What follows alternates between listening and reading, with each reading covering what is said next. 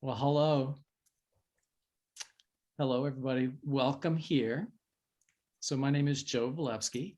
I'm a naturalist at Wolf Ridge, and you have just joined Teach Outdoors Minnesota, our semi-regular this year workshop series. That last year we had one every single week, and this year we have special ones that we're doing, and it's not necessarily every single week. The pictures that you're seeing right now are just pictures that I've taken around here at Wolf Ridge on the North Shore, and there's some of the birds that have either been hanging out with me all winter or just returned, like the purple finches here and the peregrine falcons. We're getting snow right now. I'm looking out my window and it's snowing. We still have several feet of snow on the ground here. I know that down on the shore proper, that there isn't as much snow. I've heard that, though I don't live exactly on the shore. I live a mile inland. And this is where we've got nearly 3 feet, 36 inches of snow. Oh my gosh. And so winter is holding on, even though our spring birds and some of our other birds that have been here all winter are ready for it. That's what it looks like right now, snow out there. So I'm going to stop this and we're going to turn it over to our presenters. Let's see here. Let's see if I can do that. Stop sharing. There we go.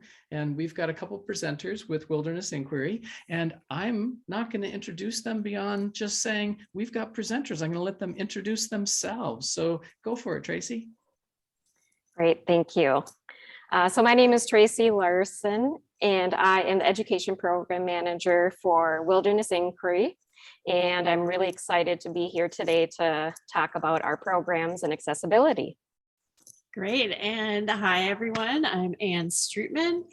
I am a customer service manager at Wilderness Inquiry, and I'm going to be focusing on the accessibility piece. So you'll see me a little bit later. Great. All right, well, I'm going to get started with our presentation. I just want to invite all the teachers that are here and all the people that are here to, in the chat, put a little bit about how you like to get students outside and see what we have. I'm going to get going while you're typing that in. So today we're going to be talking about Minnesota Freshwater Quest. We'll go over what our Canoemobile program is and how that can be an extension for that quest. We'll show you an outdoor activity, a way to get your students outside learning. And then Ann is going to talk about how we can make Canoemobile in the outdoors accessible and show some of the ways and some of the gear that we have to make that adaptable. We'll start, end with some questions and give some answers. And then lastly, I would just like to say that we're going to have a raffle drawing of a free Canoemobile experience for your classroom. So excited to see who that winner is going to be. I just want to start off by saying our land acknowledgement, which is that Wilderness Inquiry office resides on the traditional, ancestral, and contemporary homeland of the Dakota Nation. We honor with gratitude their stewardship of this land that we explore and the waters that we canoe. We recognize the ongoing injustices that have been committed against the Dakota Nation, and Wilderness Inquiry wishes to recognize those injustices by beginning with honest storytelling about this place. And if you're interested in learning more about the Dakota names for these places right here, Minneapolis and St. Paul, there is this wonderful map that was created by Marlena Miles. So check that out. All right, so a little bit about Wilderness Inquiry. For those of you that are not familiar with our organization, our mission has been since 1977 to connect people of all ages and backgrounds and abilities to each other and to the natural world through shared outdoor adventures.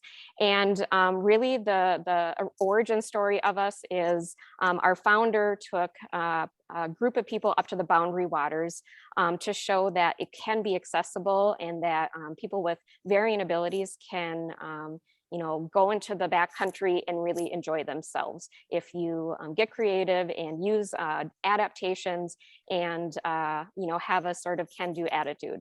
And over the years, that continues to be our mission. But over the years, it's really sort of evolved into youth programming as well, which is what we're going to talk a little bit more about today. So Freshwater Quest, what is this thing? So Freshwater Quest is essentially like this online platform that we developed in collaboration with Project Hero, which is also part of like this Captain Planet Foundation. I don't know for you if you grew up watching Captain Planet. I know I did, and I just thought it was so amazing and watched it every weekend. And so they're still around, and they are still encouraging young people to become heroes for the planet. And so they worked with Wilderness Inquiry to create a specific quest for Minnesota and the fresh waters that we live with. And so essentially the idea here was to go through different stages of a quest where you're questioning what's going on around in the environment and the fresh waters that are here. What can we uncover by looking in the fresh water through water quality tests, netting for macroinvertebrates and seeing which ones are in there and how that might indicate the quality of water and the health of the water. We start to explore what are some ways that we can solve this? How can we understand this issue a little bit more, do more research on the species? And then the solve piece is really like the service learning project, which we provide grants to teachers and classrooms to make those service learning projects happen. But this is where they're going to actually work on solving a problem. So maybe the species they're focusing on is a freshwater mussel. And so they're focusing on how to bring better quality water and life and habitat for that mussel to survive. And then last is this teach piece where students and classrooms are sharing out with the community, also with Captain Planet Foundation about the service project that they've been doing.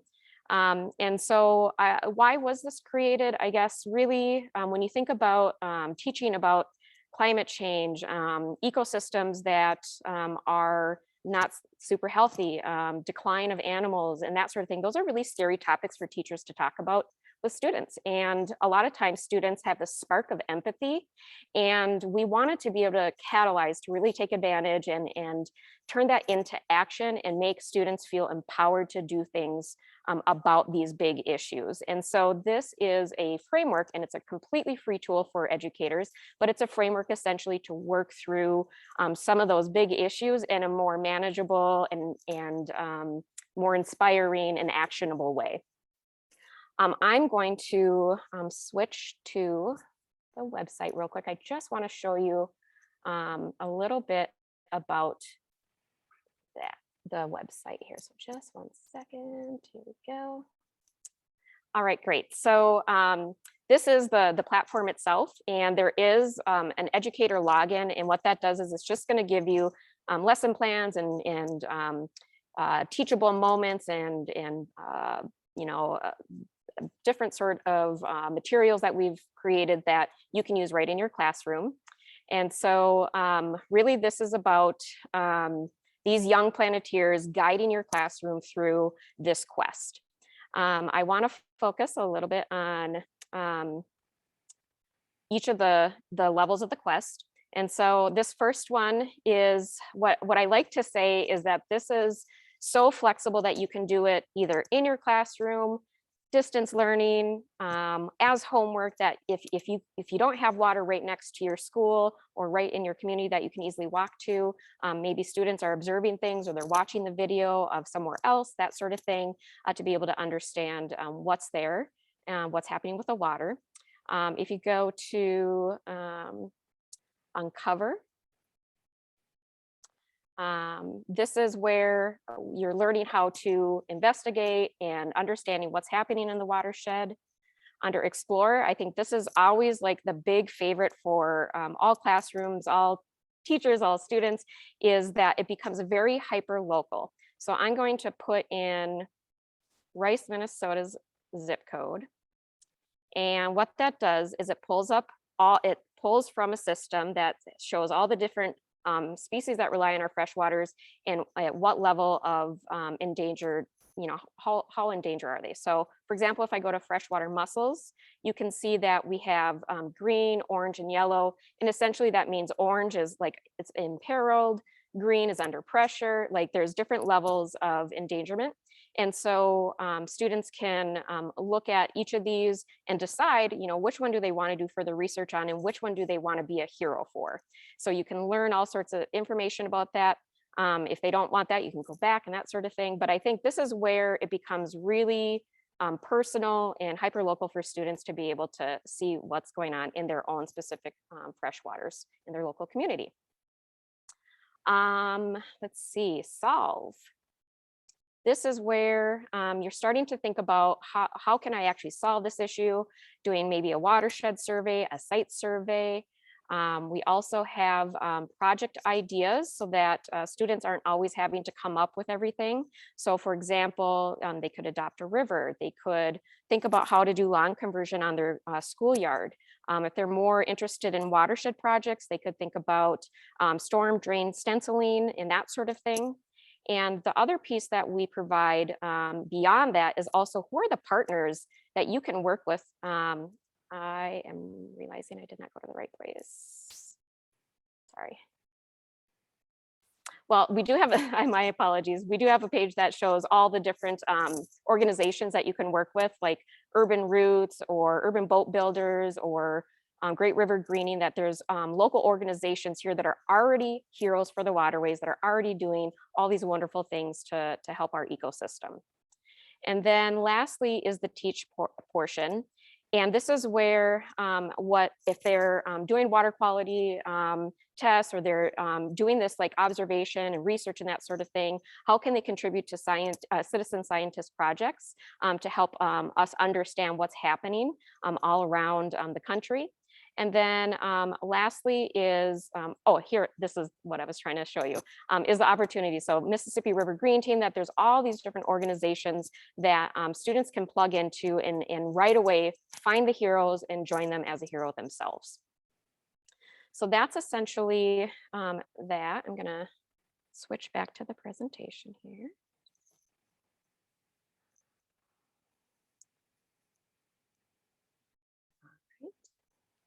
So that is essentially what Freshwater Quest is.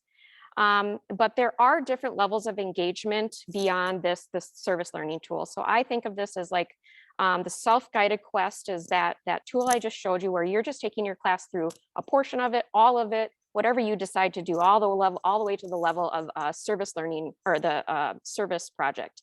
But you could also do a virtual quest with us, which I'll talk about in just a moment. You could also extend it into a canoe-mobile experience, or go all the way to like the most committed of service learning project. So as I just showed you is that online tool. Again, I just want to stress that it is free for you, and it is very adaptable to all sorts of like learning conditions. If you want to be teaching inside, outside, virtually, that sort of thing. But what we also have is these 2-day guided virtual quests, where we essentially do an hour and a half for 2 days in a row, and we guide your classroom through this process. And what we do is we do send your classroom for each student a kit that's going to have science experiments, art supplies, a pencil pouch, snacks, and an activity booklet. We just did our last one in March, but we will have more coming probably in the fall or next spring. We haven't identified those dates yet, but we do also have recordings of all of those. So if you want to go back and look, that is also an option for you.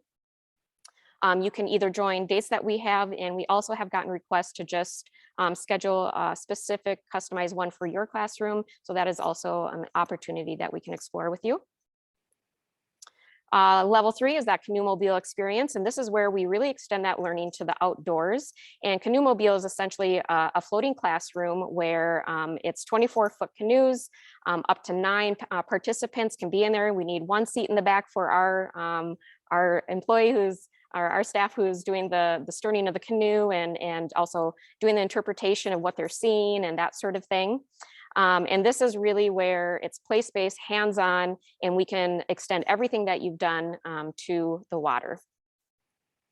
And then that last level is a service learning project. And so this is an example of students are sowing wild rice.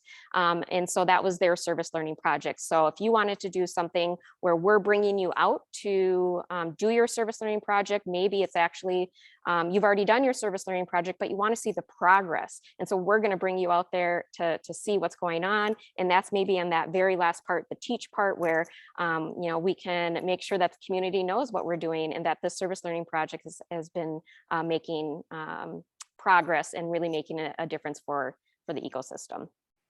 But I also just want to make a note that this service learning project doesn't have to be with us. This is something that is very flexible, but just know that this is an option as an extension.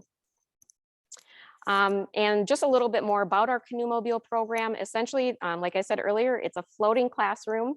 And on these experiential field trips, we're taking students out on their local waterways. So for example, if you live in the Twin Cities, we can take you out on the Mississippi, Lake Phalen, Chain of Lakes, but we also go down to Austin, we go up to Grand Rapids, we'll go down to Lakeville and to community events where the youth are really the center and what that community event is created around. And when they're on those canoes, we can tailor it to historical interpretation, cultural interpretation. We can really focus it just on STEM outcomes and making sure that we're thinking about like the standards and the things that are happening in your classroom and making sure that we're talking about that there. It's also an opportunity if we're on the Mississippi River to bring in a National Park Service ranger. They're a very close partner of ours that can also add that value to that experience. We also have this Canoe Mobile program that goes outside of Minnesota, and we have a national tour. Right now they are in California, started out in Santa Barbara. They're going to be headed, back this way, stopping along cities. Then their event here is going to be in Austin. I'll actually tell you a little bit more about that at the end. And then it's going to go out to the East Coast, stopping in Michigan and Indiana and ending in the Bronx. So really thinking about how can we connect kids to their waters that maybe they have never, thought about going in before.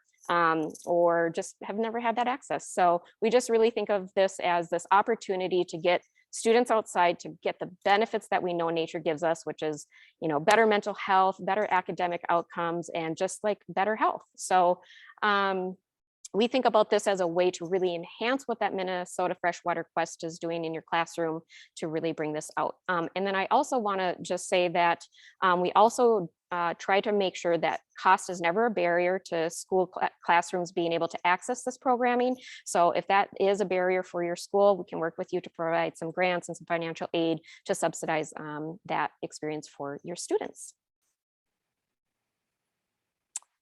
All right, so I'm going to transition to our activity. This is all about bringing that learning outdoors. And so I'm just going to show you, I'm not going to bring you through the activity quite so much. We're not going to practice it or anything like that, but I will share this with you after this. But essentially, let me switch over to that now. All right. Oh, where did my Zoom go?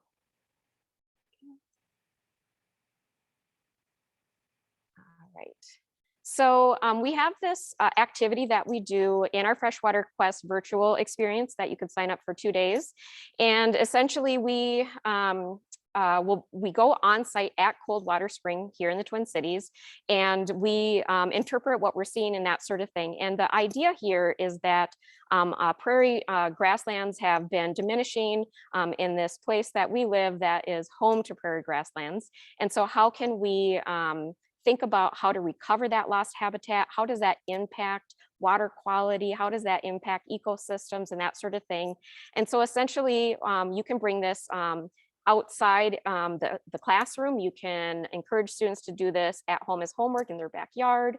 You could, if it's a winter day, you could have students just looking outside, that sort of thing. So essentially, we're just having them draw a map of a prairie. And I'm just going to go to the example at the very end so you get an idea of what that end could look like.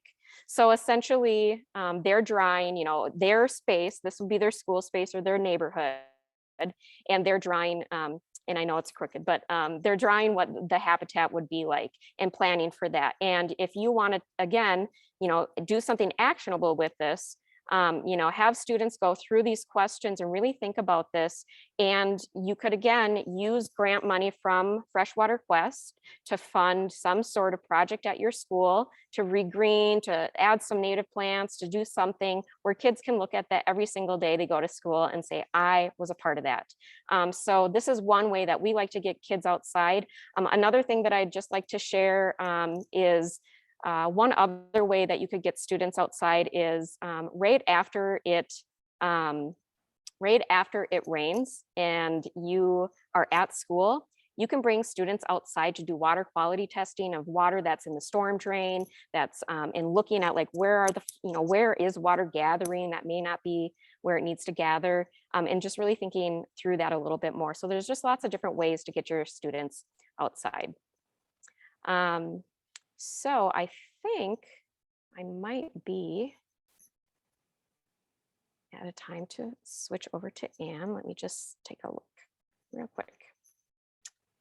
Tracy, what you that's were just exactly. saying there at the end about just take your kids outside even after it's done raining or during the rain if you have the right gear, right? And Absolutely. teachers always ask, what can I do for erosion? What can I do, for a lesson on erosion? It seems so complex. But if you just watch, where's the water going? What trail does it leave? What are you finding? Then you're studying erosion and in a very fun way of maybe incorporating some puddle jumping too. So Yes, just definitely. saying, I love that you said that. So I'll bug back out. Great, thank you. Well, I'm going to switch it over to Anne here.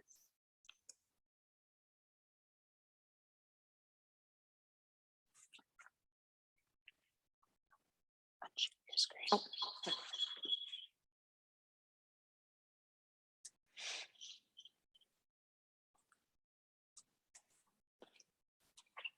Did you mute?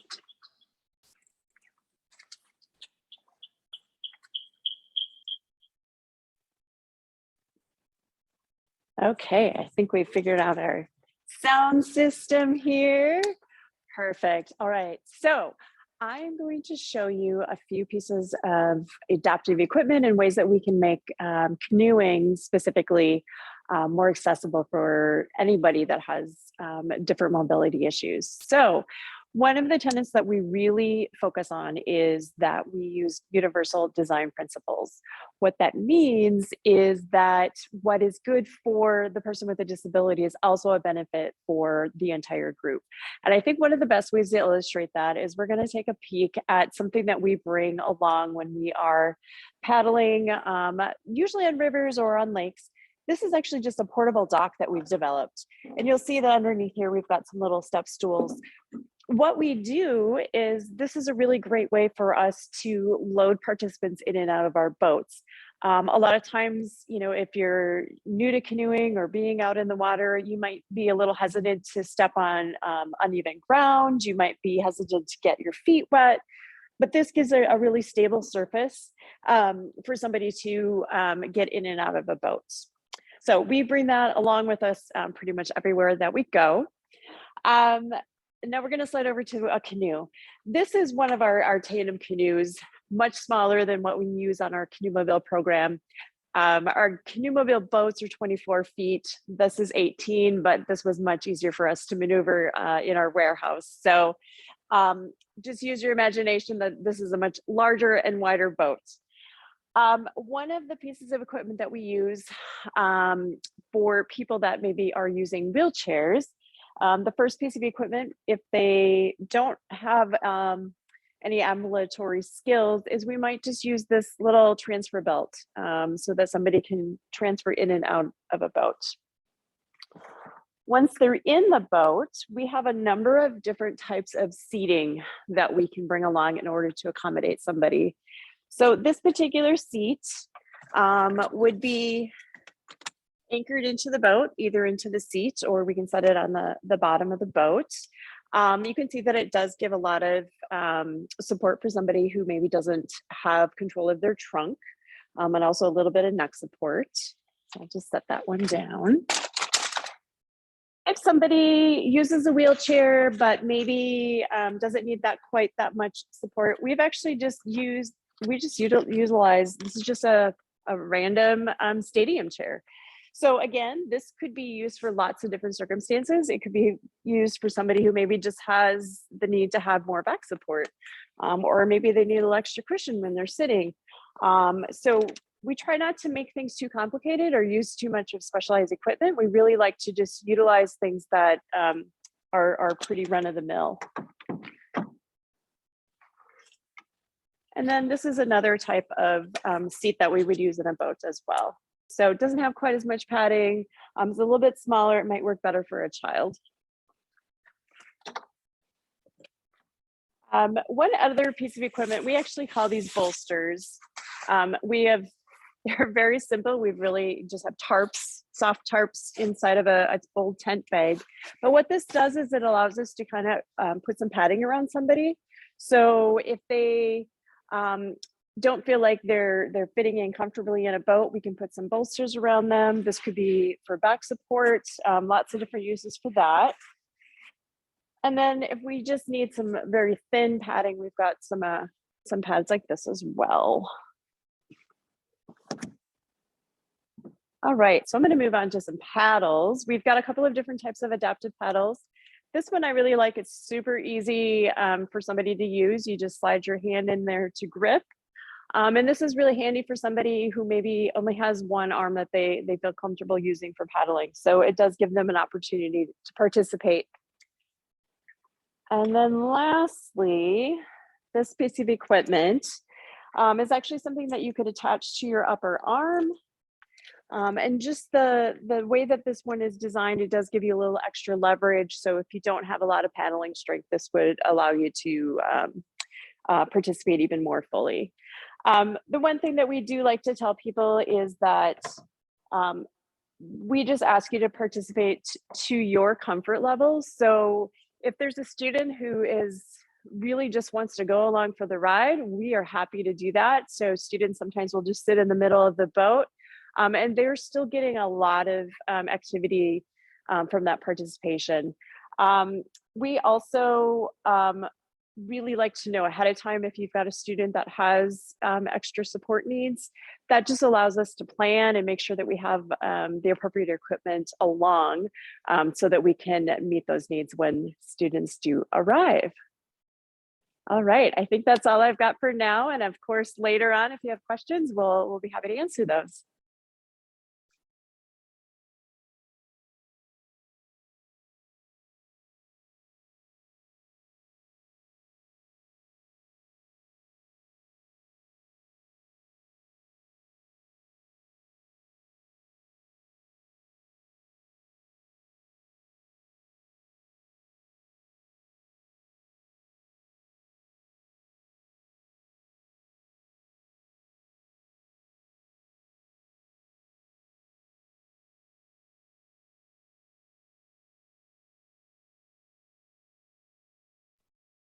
My apologies, I've been speaking and was on mute and no video.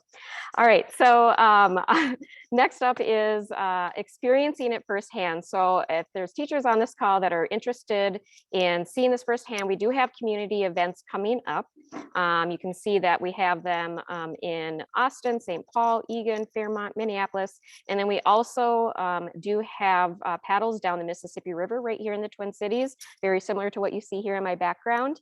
And so if you would like to sign up for one of those to see that, that would be amazing to see you or any of your students out there. And then additionally, we also love volunteers.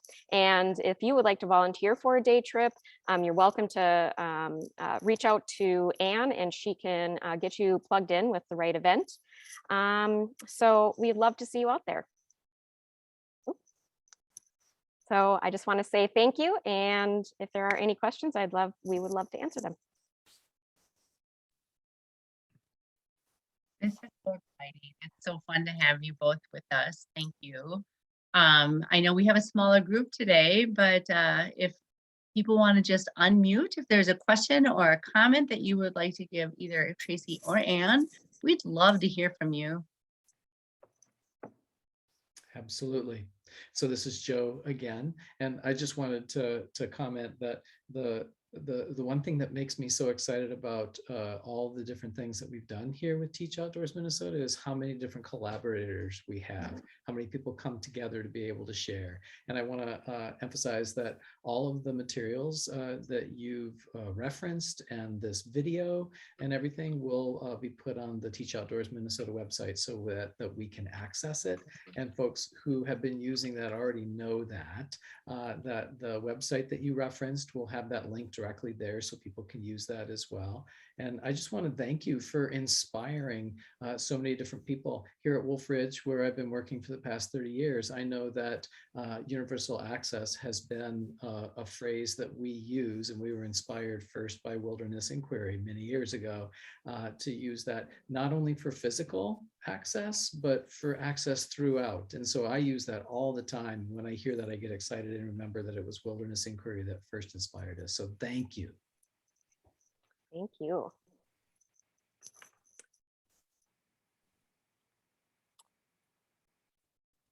And thank you for those of you that shared how you like to get kids outside, and thanks for sharing that freshwater Adopt a River program. I'll look more into that. That is great.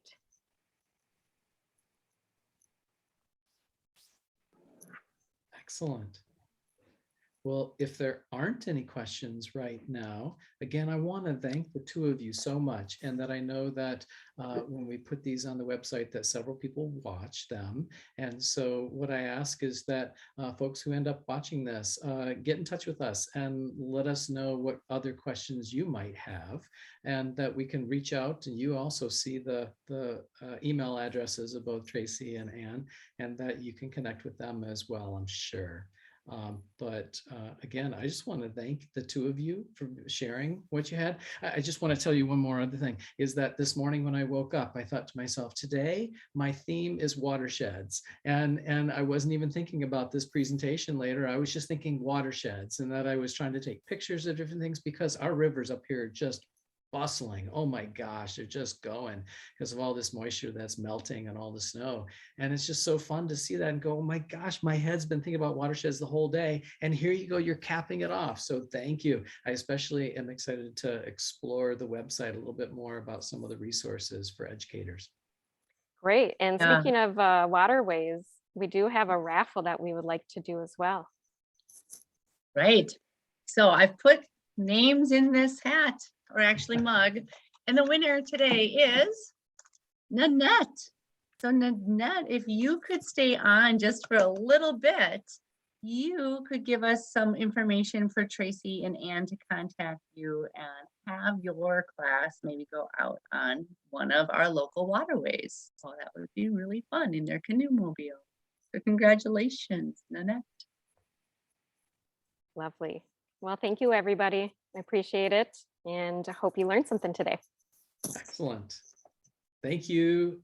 Have a great Yeah, day, everybody. thank you. And let's, make sure we have Nanette stay back so we can get her information to connect with her. Sounds great. So